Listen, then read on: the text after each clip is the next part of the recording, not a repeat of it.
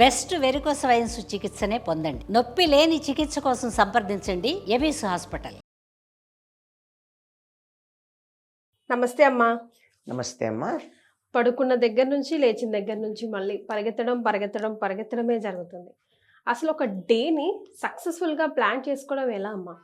అంటే మనకి సమయం ఎంత ఉందో, మనం చేయాల్సిన పనులు ఏమిటో ఆ రెండింటిని బేరీజ్ వేసుకుని ఇందులో ఎంత చేయగలమో దాన్నే చేద్దాం అనుకున్నప్పుడు చేయగలుగుతామమ్మా. ఎక్కువ చేద్దాం అనుకున్నప్పుడు ఈ పరుగులు ఉరుకులు ఉంటాయి. ఇంత చోటు ఉంది, ఇంత విషయాన్ని అందులో పెట్టాలంటే సరిపోదు కదా. అంచేత ఇంత చోటు ఉంటే ఇంతే సర్దుకోవాలి. నేను ఇంత చేయగలను అని తన శక్తిని, తనకున్నటువంటి అవకాశాలని, వీటిని రిసోర్సెస్ అని చెప్తూ ఉంటారు.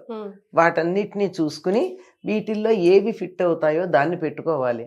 ఎక్కువ చేద్దాం అనుకుంటే ఇబ్బంది పడతాం. అది మొట్టమొదటిది. అంచేత మన శక్తి ఏమిటో తెలుసుకోవాలి, మనం ఎంత చేయగలమో ఆలోచించుకోవాలి. చేయవలసినవి ఏమిటి, అందులో ప్రయారిటైజేషన్ అని ఒకటి ఉంటుంది. ప్రాధాన్యత అంశాలు అంటారు. అంటే ఏది ప్రధానం, ఇది చెయ్యాలి, వీలుంటే రెండో చేద్దాం, వీలు లేకపోతే దాన్ని వదిలేయచ్చు అన్నటువంటి ఆ ప్రయారిటైజేషన్ ఒకటి చేసుకోవాలి. క్లారిటీ ఉండాలి. ప్రయారిటైజేషన్ అంటారు దాన్ని, కరెక్ట్ అయినటువంటి పదం. ఇది చేసుకున్న తర్వాత పడుకోబోయే ముందు రేపటికి కావాల్సిన సిద్ధ పెట్టుకోవాలమ్మా. ఒక 5 నిమిషాలు అటో ఇటో లేచేటప్పుడు తేడా వచ్చినా అప్పుడప్పుడు రాకుండా ఉండదు కదా. అందుకని ముందు రోజే వాటికి అన్ని ఏర్పాట్లు చేసుకుని తర్వాత దేని తర్వాత ఏది చెయ్యాలి అనేటటువంటి ఒక క్రమం ఏర్పట్టుకోవాలి. అంతేగాని ముందరి వెనకది ముందుది వెనక చేసేటప్పటికి తేడాలు వచ్చేస్తాయి, చాలా తేడాలు వస్తాయి. కరెక్ట్ టైంకి డెలివరీ కూడా అవ్వదు. ఉదాహరణకి చెప్తా, మనందరం ఆడవాళ్ళమే వంట చేస్తాం. వంట చేసేటప్పుడు ఏది ముందు పొయ్యి మీద పెట్టాలి, ఏది తర్వాత పెట్టాలి అనేది ప్లాన్ ఉంటుందా, ఉండదా? ఉంటుంది, డెఫినెట్ గా. ఆ ప్లాన్ ఉంటేనే కరెక్ట్ గా వెళ్ళిపోతుంది. ఇప్పుడు పప్పు అనుకో, ముందు పెడితే గానీ ఉడకదు.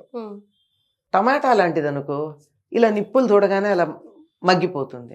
కనుక మనం సమయానికి కావాలంటే ఏది ముందు పెట్టాలి, ముందర టమాటాలు పెట్టి తర్వాత పప్పు పెట్టుకున్నామనుకో ఏమవుతుంది, లేట్ అవుతుంది అంతే. అంచేత ఏ వరుసలో చెయ్యాలి, ఏది ముందు చెయ్యాలి, ఏది తర్వాత చెయ్యాలి, ఏ క్రమంలో చేయాలి, దీన్ని మేము సరదాగా చెప్పుకుంటాం కార్యక్రమము. అంటే పనుల యొక్క వరుస, పనులు ఏ క్రమంలో చేయాలి అన్నది ఒక మనస్సులో ఒక క్లారిటీ ఉంటే పనులన్నీ చక్కగా సాగుతాయి.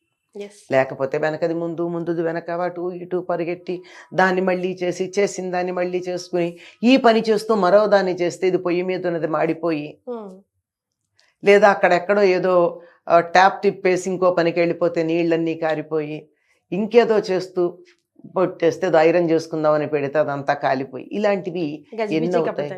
అంచేత చేసే పని మీద దృష్టి పెట్టి చేసే పనులని ఒక వరుసలో గనక పెట్టుకున్నట్టయితే పనులు మనకి చక్కగా సాగుతాయి. అందులో కూడా ఏది ప్రధానం, అవసరమైతే ఏది వదిలేయాలి, ఎట్టి పరిస్థితుల్లో ఏది తప్పనిసరిగా చేయాలి అనే క్రమం గనక పెట్టుకున్నట్టయితే మనం అనుకున్న పనులు చాలా వరకు సాధించగలం. ఎక్కువగా సమయం వృధా అయ్యే పనులు కొన్ని ఉన్నాయి, మనకి తెలియకుండా మనం వృధా చేసేవి. దాని విషయంలో జాగ్రత్త పడాలమ్మా.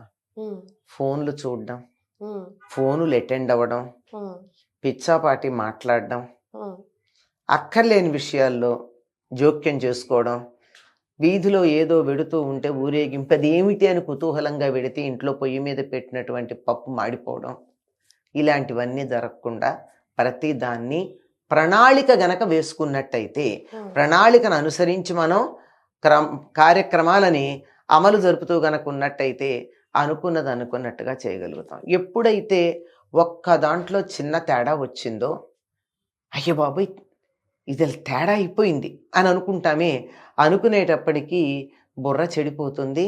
దాంతో అంతకుముందు బాగా చేయగలిగిన వాళ్ళని కూడా చెడగొడతాం. డే అంతా డిస్టర్బెన్స్, వెనక పని ముందు పని వెనక అయిపోయి కన్ఫ్యూజ్ అయిపోయి, అంతకుముందు బాగా చేస్తాం, మనకు అందులో అనుమానమే లేదు, అద్భుతంగా చేయగలం. కానీ ఎప్పుడైతే నేను చెయ్యలేనేమో, ఇది ఇంతకు ముందు పని చెడిపోయింది గనక దాని ప్రభావం ఎక్కడుండి నేను ఆలస్యం అయిపోతానేమో అనుకునేటప్పటికీ మరింత లేట్ అయిపోతూ ఉంటాం. కనుక ప్రణాళిక చాలా ముఖ్యం, దాన్ని ముందే ఏర్పాట్లు చేసుకోవాలి.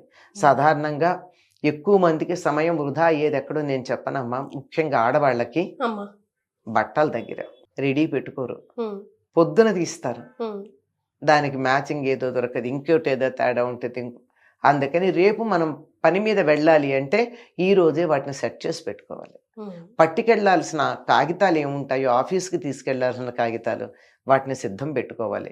ప్రతిరోజు రాత్రిపూట ఒక పావు గంట కానీ అరుగంట కానీ మన పని ఒత్తిడిని బట్టి రేపటి పని కోసం కేటాయించగలిగితే రేపు 12 గంటలు మనం బ్రహ్మాండంగా చేయగలం. ఎగ్జాక్ట్లీ అమ్మా. ముందు రోజు రాత్రి కనీసం కొంత సమయం దానికి వెచ్చించాలి. బట్టలు కావచ్చు, కాగితాలు కావచ్చు, తీసుకెళ్లాల్సిన వస్తువులు కావచ్చు, చెయ్యవలసిన పనులు కావచ్చు. ఇంకా కొంతమంది అయితే దానికి ఒక లిస్ట్ రాసుకుంటారు, టు బి డన్ అని చెప్పి ఒక చిన్న దాని మీద రాసుకుని ఇదిగో ఈ పనులు చెయ్యాలనుకుని ఇవన్నీ చేసామా లేదా అని చెక్ చేసుకుంటూ ఉంటారు. మంచి థాట్ కదమ్మా అది. చాలా మంచి పని. లేకపోతే నిజంగా చాలా ముఖ్యమైనటువంటి పని, వాళ్ళ బ్యాంకుకి వెళ్ళాలి, డబ్బులు తెచ్చుకోవాలి అని అనుకుంటాం. ఎవరో వస్తారు, మాట్లాడతాం, అలాగే వాళ్ళతో మాట్లాడుతూ వెళ్ళిపోతాం మనం ఆఫీస్కో ఎక్కడికో వెళ్ళాల్సిన చోటికి. సాయంకాలం 4 గంటలకు గుర్తొస్తున్నాయి డబ్బులు డ్రా చేయాలని, ఏం చేస్తాం కదా. కనుక క్రమం, ప్రయారిటైజేషన్ తప్పనిసరిగా అది ఎదురు పెట్టుకోవాలి.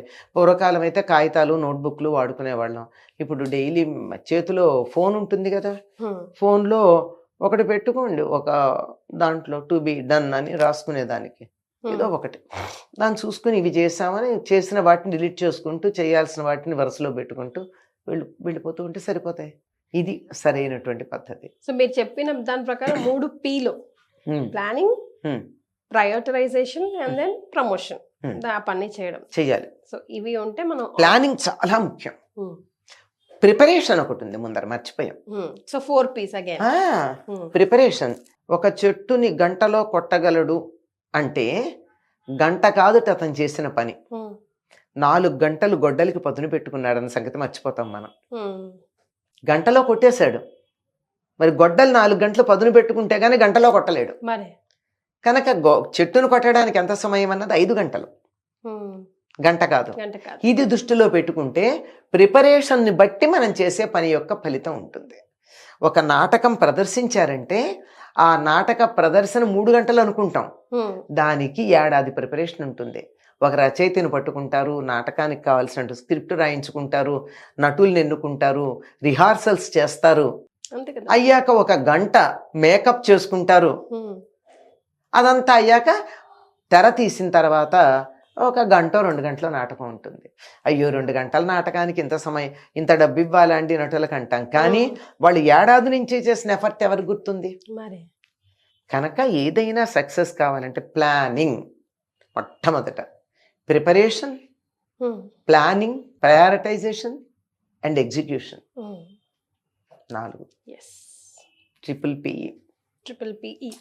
సో ఇది ఫాలో అవుతే మనం లైఫ్లో సగం సక్సెస్ అయినట్టే. ఇట్ ఫాలోస్ అస్ ఆటోమేటికలీ కదమ్మా. థ్యాంక్ యూ అమ్మా. నమస్తే.